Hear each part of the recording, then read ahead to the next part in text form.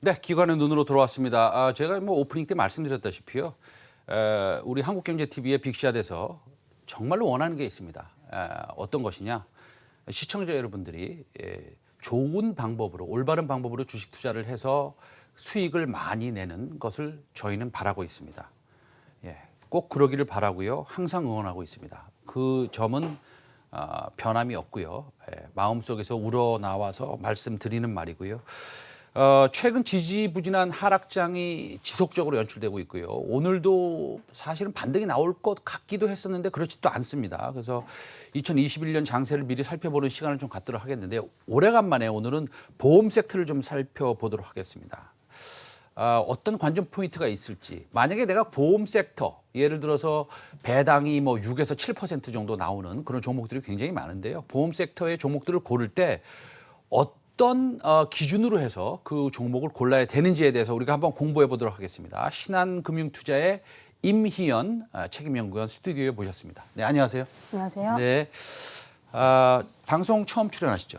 네, 한국경제는 처음 그렇습니까? 있습니다. 네. 그럼 뭐 예전에 출연하셨으면은 괜찮습니다. 긴장하지 마시고요. 네. 올해 보험업종의 주가를 살펴보면요, 코로나19 영향으로 그리 좋지 않았습니다. 그러나 이제 다른 섹터들은 사실 많이 다 올라왔어요. 근데 보험 섹터는 코로나19 이전 상황으로 돌아가지 못했는데 이 보험 섹터는 왜 돌아가지 못한 겁니까? 일단 저는 항상 말씀드리는 부분은 보험 업종의 주가가 반등하기 위해서는 두 가지 조건이 충족이 되어야 된다라고 말씀을 드립니다. 이 두 가지 요건은 첫 번째로는 보험료 상승, 그리고 두 번째로는 금리 상승이라는 이 두 가지의 이제 펀더멘털적인 요건을 갖춰야 되는데요. 사실 우리나라에서 보험료 인상이 이루어지기가 쉽지가 않습니다. 특히나 지금 정권 같은 경우에는 조금 그 친서민 정책을 펼치기 때문에 보험료에 대한 부담이 국민들에게 전가되는 부분을 좀 이제 좋아하지를 않습니다. 게다가 최근에 이제 코로나19 사태 때문에 뭐 추경 예산안도 나오고 있고 뭐 긴급 재난 지원금도 지급되고 있는데 여기에서 계속 강조하는 문구는 코로나19로 인한 이제 국민의 생계 소득 보장이라던가 뭐 위험, 어떠한 이제 손실 보존, 생계 안정화 이러한 부분들인데 여기에서 이제 보험료를 올리게 된다면은 사실 방향성이 맞지 않기 때문에 여기에 대한 이제 충돌을 좀 이제 최소화하기 위해서 보험료 인상이 이루어질 개연성이 굉장히 낮아 보입니다. 그렇기 때문에 사실 지금 보험업종의 주가가 좀 이제 지지부진하다라고 보셔도 괜찮을 것 같습니다. 근데 그 최근 리포트를 내셨는데 그 리포트에는 보험업종을 이제 비중 확대해라 이렇게 말씀을 하셨고요. 근데 사실은 가입자가 확연히 늘어나는 것도 아니고, 그 다음에 그 성장 동력이 이제 두 가지죠. 하나는 이제 금리가 인상이 돼야 되는 것이고, 보험료가 또 인상이 돼야 되는 거죠. 맞습니다. 아니면 뭐 손해율이 확 떨어진다든지, 셋 중에 하나가 돼야 될 텐데 세 개가 다 되면 더 좋죠.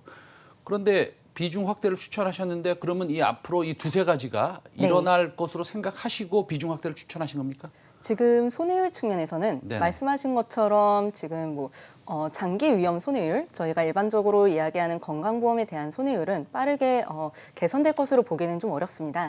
다만 저희가 긍정적으로 보고 있는 부분은 자동차 보험 같은 경우에는 작년에 2차례 보험료 인상을 단행을 했고 올해에도 한 차례 연초에 이미 인상을 단행을 했기 때문에 네. 여기에 따라서 손해율 개선이 조금 이루어질 것으로 예상을 하고 있습니다. 특히 올해 같은 경우에도 이미 보험료 인상분을 반영해서 일정 부분 손해율 개선이 이루어졌는데 여기에는 사실 코로나19의 효과도 있었어요.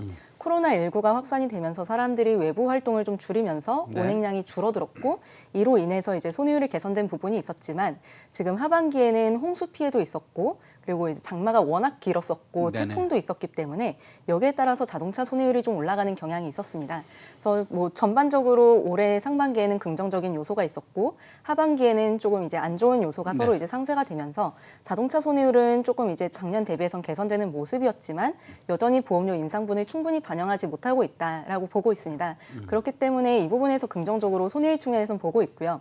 추가적으로는 좀 이제 제도 개선이 내년에 반영될 것으로 보고 있는데 네. 사업비 측면에서 긍정적으로 보고 있는 요인이 있습니다. 네. 원래는 이제 보험회사들이 보험 상품을 이제 가입을 시킬 때 네. 설계사들에게 지급하는 수수료가 월납 수수료의 1,200% 까지만 이제 지급할 수 있도록 네. 지금 새로 규정을 바꾸고 있습니다. 네네. 원래는 이 수수료에 대해서는 상한이 전혀 없었는데 네네. 이렇게 되면은 보험회사가 성장을 하면서 지급하게 되는 수수료에 대한 그 부담이 줄어들기 때문에 전반적으로 이익 레벨 자체는 개선이 될 수 있는 여지가 있다라고 보셔도 좋을 것 같습니다. 그러면 영업 인력에 대해서 사실은 급여를 줄인다는 말과 거의 비슷한 말인 것 같은데. 맞습니다. 그렇죠? 그러면 영업 인력으로부터 불만이 나오다든지 아니면 영업력이 약화되지는 않습니까? 이건 약간 두 가지 측면에서 보셔도 좋을 것 같은데요. 네. 일단 첫 번째로는 기본적으로 급여라기보다는 네. 판매 수수료, 결국 네. 이제 인센티브의 형식으로 네, 보셔도 네. 괜찮으실 것 같고요. 네. 그럼 이제 영업력의 이탈에 대해서도 말씀을 주셨는데 네. 이거는 보험사들이 자체적으로 줄이는 것이 아니라 네. 금융 당국에서 내려오는 규제이기 때문에 네. 사실 뭐 그러니까 기존의 어떠한 보험사에서 다른 보험사로 이동을 하는 그런 뭐 설계사들의 이탈은 사실 많지는 않을 것으로 저는 예상을 하고 있습니다. 네네. 요즘에 사실은 롯데 하이마트 가보셨어요? 네, 가봤습니다. 롯데 하이마트 가면은 삼성 것도 있고 LG 것도 있습니다. 근데 요즘에 그런 멀티 브랜드의 프로덕트를 많이 파는 그런 에이전시들이 과거부터 많이 생겼고 네. 요즘에는 광고를 더 많이 하는 것 같아요. 맞습니다. 예, 그런 그 멀티 에이전시 뭐 저는 뭐라고 부르는지 그런 회사를 뭐라고 네, 부릅니까? 저희는 그걸 이제 GA라고 부르고요. GA요? 네, 제너럴 에이전시라고 부릅니다. 제너럴 에이전시가 많이 생겼는데 제너럴 에이전시가 많이 생기는 게 좋습니까? 아니면 굳이 얘기해서 없어지는 게 좋습니까? 어떤 게 더 유리합니까? 보험 회사 측면에서만 볼 때. 네. 사실 모든 것은 다 다다익선이라고 네. 많으면 많을수록 좋습니다. 아. 특히 이게 사실 기존에는 오히려 많아지면 많아질수록 보험회사들이 그들에게 지급해야 되는 수수료가 많았기 때문에 비용 측면에서는 별로 그렇게 긍정적이지는 않았습니다. 네. 다만 지금은 뭐 그렇게 상한제가 생기고 있고 네. 그렇기 때문에 오히려 사실 뭐 아시는 것처럼 앞서 잠깐 이제 언급을 주셨지만 우리나라 보험 시장은 지금 성장하기가 굉장히 어렵습니다. 네네. 보험료 성장이 어렵다면은 네. 이제 뭐 판매하는 물량이라도 증가를 해야 되는데 네네. 이미 우리나라는 저성장 이제 그 인구도 이제 고령화 시대에 네. 진입을 하고 있고 네. 저출산 시대에 들어가고 있기 네. 때문에 사실 그렇게 성장을 탑라인 단에서 일으키기가 쉽지는 않지만 네. 이러한 설계사 채널이 확대되고 있는 부분은 그나마 이제 지금의 성장성을 어느 정도 유지시켜줄 수 있다라는 측면에서 긍정적으로 접근할 수 있습니다. 알겠습니다.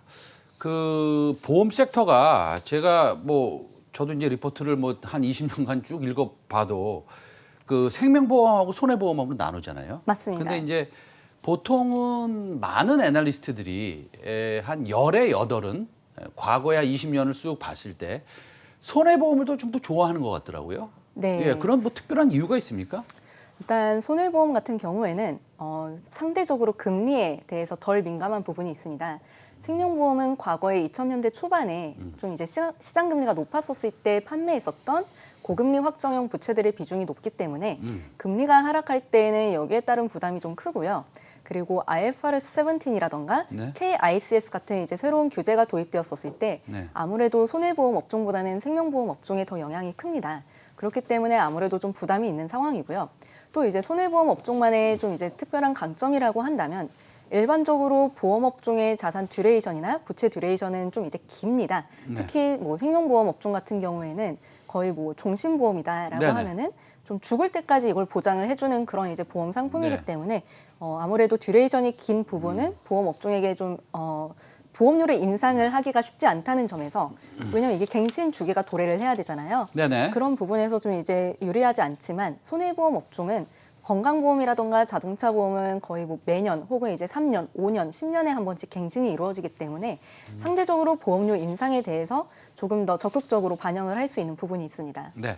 우리가 그 금리 추이를 보면 지난 2, 3년간 지속적으로 금리는 하락했고 국고채 금리를 얘기하는 겁니다. 그럼 요즘에 약간 이렇게 고개를 좀 이렇게 드는 것 같아요. 그래가지고 이제 그 손해보험 주가도 조금 움직이는 것 같기도 한데 그럼 국고채 금리의 방향성을 우리가 보기만 하면 사실은 보험에 투자하기는 좀 어떻게 보면 편한 거 아닙니까? 쉬운 맞습니다. 거 아닙니까? 좀 단순한 거 아닙니까? 네, 굉장히 단순하게 접근을 하실 수가 있는데요. 네네. 현재 생명보험 업종 PBR은 한 0.1배 정도 수준에 머물러 네네. 있습니다. 삼성생명을 제외하고요. 네. 이제 뭐 하나생명, 동양생명, 미래에셋생명은 거의 0.1에서 0.2배 사이에 머물러 있는데 네. 그렇기 때문에 지금은 사실 금리가 움직인다면 말씀하신 것처럼 굉장히 이제 단순하게 접근을 하실 수가 있습니다. 네네. 지금 저희 하우스뷰로 좀 말씀을 드리자면은 네네네. 저희 신한금융투자 채권 전략팀에서는 그래도 좀 이제 내년까지도 금리의 이제 하방 압력이 조금 더 세지 않을까라고는 보고는 있습니다. 네네. 아무래도 펀더멘털 측면에서의 좀 불확실성도 없지 않아 있고요. 네네. 물론 이제 뭐 그 수급 측면에서의 부담은 물론 존재합니다. 네. 지금 국고채가 내년에 좀 이제 그 순증하는 금액이 약 제가 기억하기로 한 110조 원 정도로 기억을 네. 하는데 이게 역대 최대치이지만 그럼에도 불구하고 한국은행에서는 지금 비전통적인 어떠한 통화 정책을 통해서 좀 시장 금리를 안정화시키려고 하는 경향이 있기 때문에 저희는 조금 보수적으로 접근을 하고 있습니다. 네, 우리가 좀 약간 지금 보험 섹터를 쳐다보면서 어떻게 보면은 약간 역발상적인 생각을 좀 해도 될 것 같은 생각이 드는 게 네. 사실은 국고채 금리나 벤치마크 금리가 지금 네. 거의 제로 금리라고 한다면 물론 마이너스 금리까지 갈 수도 있지만 뭐 금리가 더 이상 떨어지지 않는다고 봤을 때 언젠가는 올라갈 수 있지 않겠습니까? 맞습니다. 코로나19 상황이 종식이 되고 백신이 나오면 금리는 뭐 예를 들어서 0.5%가 올라가던 1%가 올라가던 향후 1, 2년 이후 이렇게 올라갈 텐데 그렇다고 본다면 지금이 최바닥이다라고 해도 사실은 그게 틀린 게 아니라고 우리가 생각을 한다면 네.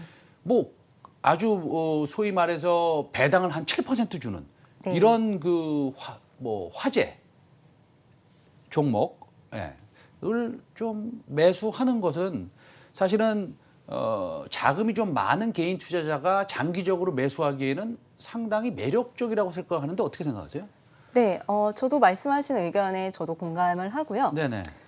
사실 이제 금리 같은 경우에는 다시 이제 저희 채권 전략팀의 네네. 의견을 좀 네. 이제 말씀을 드리자면은 네네. 2023년부터 이제 기준금리 인상이 이루어지고 시장금리도 그때쯤부터 이제 올라갈 것으로 전망을 하고 있습니다. 네네. 하지만 저희가 지금 투자를 한다면 뭐 3년, 5년, 10년 이것보다는 사실 단기적인 거를 조금 더 보시기 때문에 네네. 뭐 3년 후 배당 수익률을 보세요라고 말씀드리기는 좀 어려울 것 같고요. 네네. 차라리 올해 말을 좀 더 보시는 게 좋으실 것 같은데 네네. 올해로 놓고 본다면은 사실 지금은 생명보험보다는 손해보험을 저는 좀 더 추천해 네. 드리고 있습니다. 배당주로 좀 이제 꼽아서 말씀을 드린다면은 네. 저는 메리츠 화재를 좀 이제 좋게 말씀을 드리고 싶고요. 네네. 메리츠 화재 같은 경우에는 현재 배당 수익률이 7.7% 지금 예상이 되고 있습니다. 어제자 상당하네요. 종가 기준으로요. 7.7%면. 네, 이 정도면 지금 금융업종 내에서 가장 높은 수준이라고 보셔도 괜찮으실 것 네. 같고요.